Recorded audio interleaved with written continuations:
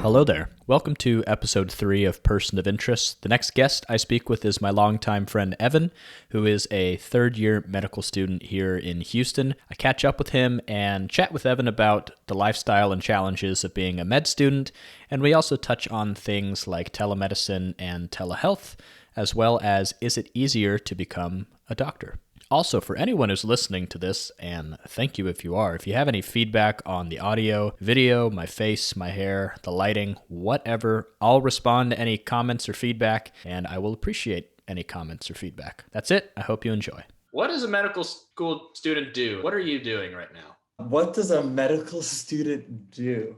I mean, they do like what any student does. Their main objective right now is to learn. I would say it's closest to actually a trade school in a way where this 4 years is kind of necessary to be able to practice medicine at the end of it. But it is a trade school where they put you through various tests, challenges, and learning opportunities in order to understand how the human body works and be able to heal people at the end of it. I think a lot of stuff that they harp on is the human aspect of medicine. So there is this kind of transition to the humanities where you want to actually empathize with your patient and teach people how to be good people along with being good clinicians. We have like narrative writing pieces where we have to reflect on what we write and what we see, kind of training on how to interact with patients, have that empathy and have that morality involved as well.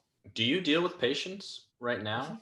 I just finished my family medicine rotation. And so that was in Humble, Texas. And in a family medicine rotation, every 15 minutes, you have a different patient coming in. It's like kind of your very much so doctor's doctor. They're like jack of all trades where you have something wrong, you set up an appointment with your family medicine doctor and they serve as the quarterback for the rest of your problems. Sometimes I would be right. Sometimes I would get something that very rarely I'd get something the doctor missed. I think the stuff that does trip them up sometimes is what we call zebras in the field. And zebras are kind of this unique things that you kind of learn about in textbooks and forget about because you don't actually see them in the real world. People that are good at identifying zebras are actually the medical students. When I think of medical school, I think they kind of overlook the fact that they need to be an empathetic person. That's something that maybe you can't really learn in a classroom. Yeah, they certainly try, but I kind of agree with you. I don't think you can learn that. I think that's something that's kind of inherent in your childhood. And as you grow up, it's kind of the values that are instilled in you. To a certain extent, everybody can pull that out and have that. But I think you see a lot of different like personalities. And I mean, at the end of the day, it's you'll take that as well versus somebody who may make you feel good and like they're listening, but not really heal you the same way.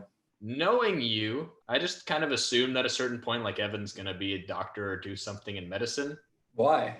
It seemed like you liked biology or you were like a creative guy and you did some biology projects. And also your parents were in the medical field and I guess they still are. Is there a point where you just decided I'm going to pursue medicine? Was there an age or a grade that kind of was a defining transitional moment?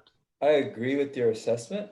It honestly always boils down to two things. One of those is you like science, which is pretty essential because you're going to want to like what you do, especially if you're going through the ringer for the whole time to get there. And the second one is liking helping people. And I think I liked those two things.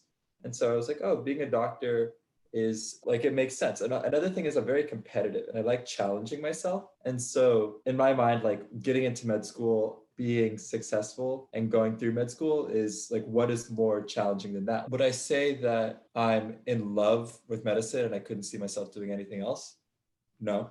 Would I say that I enjoy it a lot and I'm very excited going to work every day and I love the interaction with people? I love them being vulnerable with me being vulnerable with them, creating this rapport and actually helping them using problem solving skills to figure it out. Yes. And I think that there's a lot of that in being a doctor.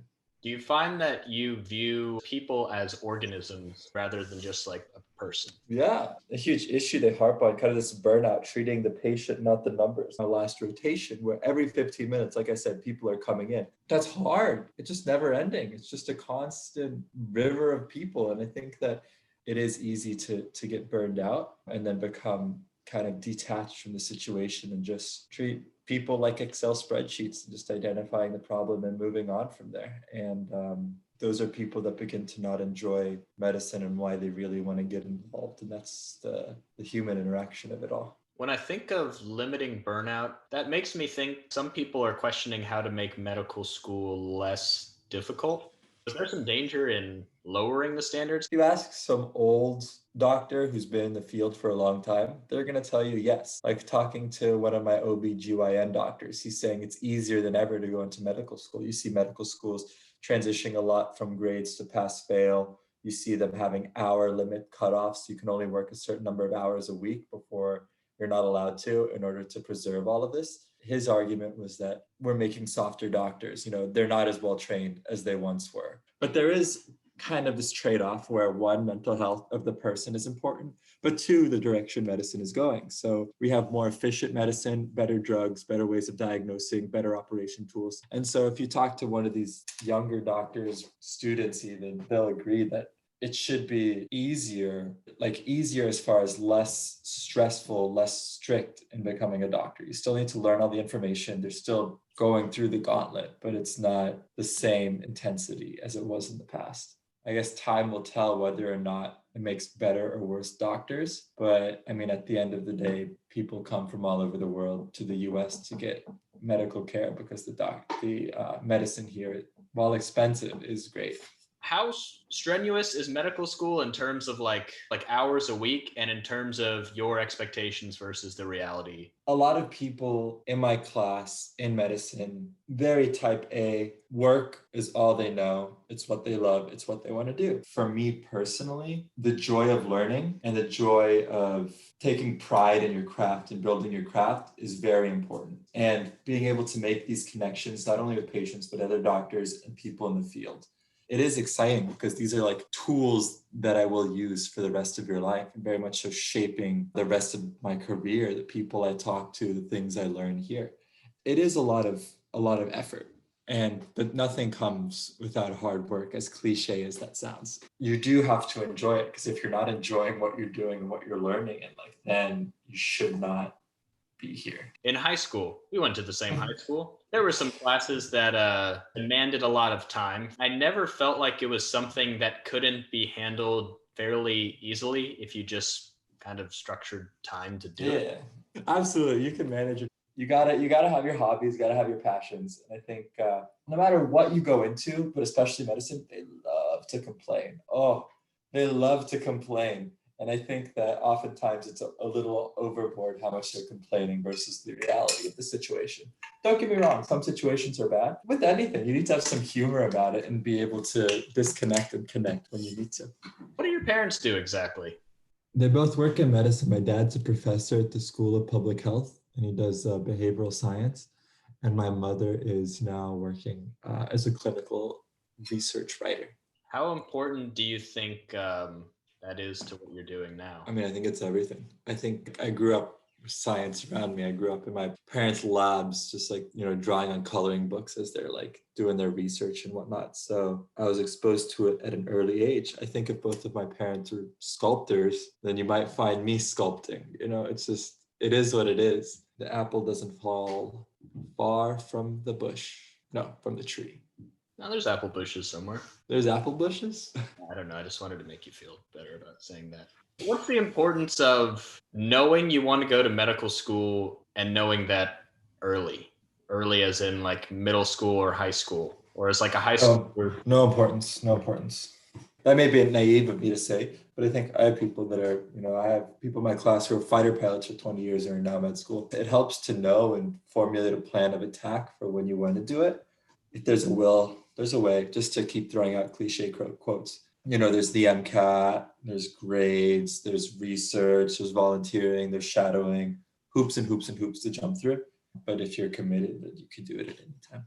On the topic of COVID, are you taking like a remote online version of medical school right now? The people in the years below me are. They're taking other classes online. For me, I'm seeing this massive shift into telehealth. We're seeing a lot more of telemedicine, telehealth, and I think this is a great way of getting people, lower socioeconomic people in rural settings involved. There are limitations to telehealth, but I think it is the future, and something that is kind of exciting. I saw a headline somewhere that I think 50% of African Americans are unlikely to or don't want to or have voice that they don't trust the vaccine. That'll just propagate more problems for them in the long run, because then if they do get COVID or something, they'll get sicker, and then it'll, lead to hospital stays, bills, things of that nature. But at the same time, there is this distrust in the medical community that is 100% warranted. If you can go back to World War II with a lot of like the German scientists and all the unethical studies they did. And you still see it trickle down into medicine to this day, where you have all these German names for these diseases. That's why like ethics is such a huge part of medicine. The Tuskegee stuff, you see that that's caused a lasting impact on the distrust of a lot of these populations in medicine, and rightfully so, honestly. And so, but you see that in like people getting their vaccines or lack thereof, and like people worried about going to get healthcare because of the distrust in the system. That's something that needs to be worked on. And I think the best way of doing that is having more minority physicians, having more opportunities for people to be able to go to medical school, learn about things like that. And it's a process that's far too slow and taking far too long. And of course, I'm definitely speaking from a position of privilege here, given my race and my upbringing. But something that I think is important for people in my shoes to understand, consider, and try and do something about, whether how big or how small. So like, I think there's opportunities to get involved, like tutoring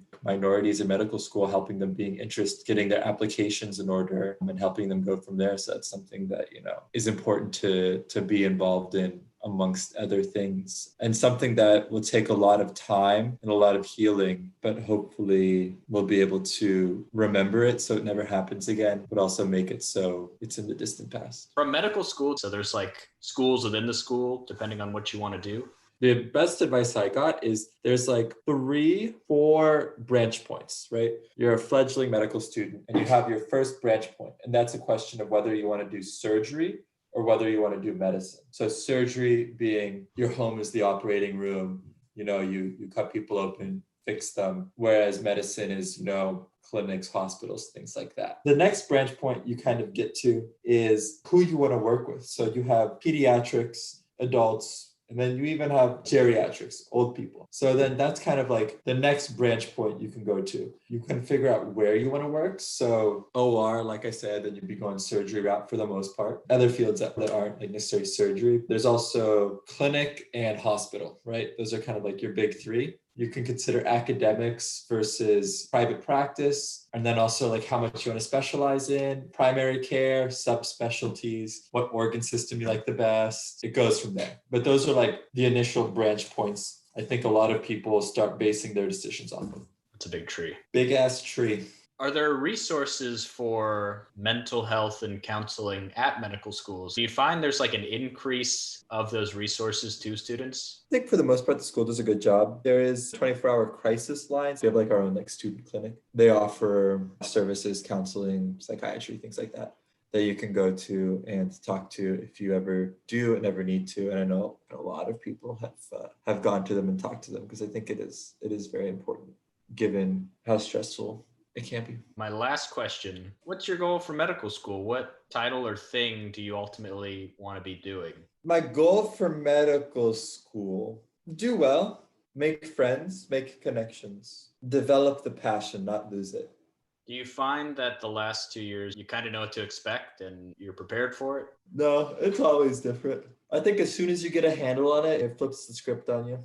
But that's better than going through the same thing every single day for the rest of your life. Evan, that's all the questions I had for you. I hope I sounded intelligent and not just like a knobhead. Thank you for your time. Get some sleep. Don't drink too much. Get your vaccine, people. Have a pleasant week.